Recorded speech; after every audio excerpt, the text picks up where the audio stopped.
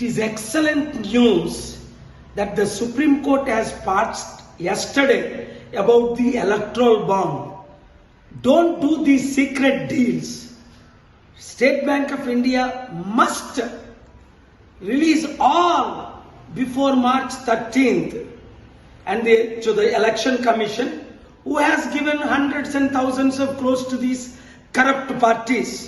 చూడండి, దేశాన్ని రక్షించడానికి హోప్ ఉందని ఇదే రుజువు. నిన్న సుప్రీంకోర్టు ఏమని తీర్పిచ్చింది?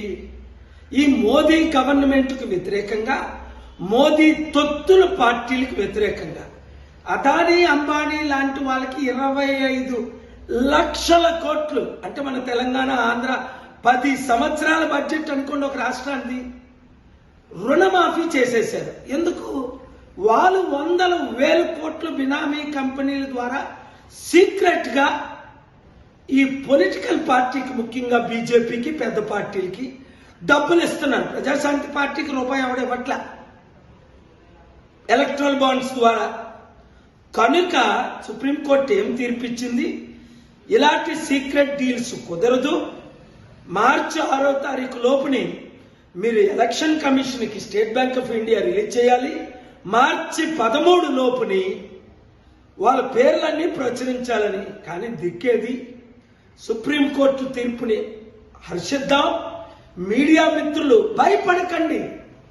మోదీ తొత్తులైన ఇప్పుడు చూడండి, అడిగినన్ని సీట్లు టీడీపీ ఇవ్వకపోతే జగన్ ద్వారా మరలా చంద్రబాబు నాయుడిని అరెస్ట్ చేయడానికి ప్లానింగ్ ఉంది.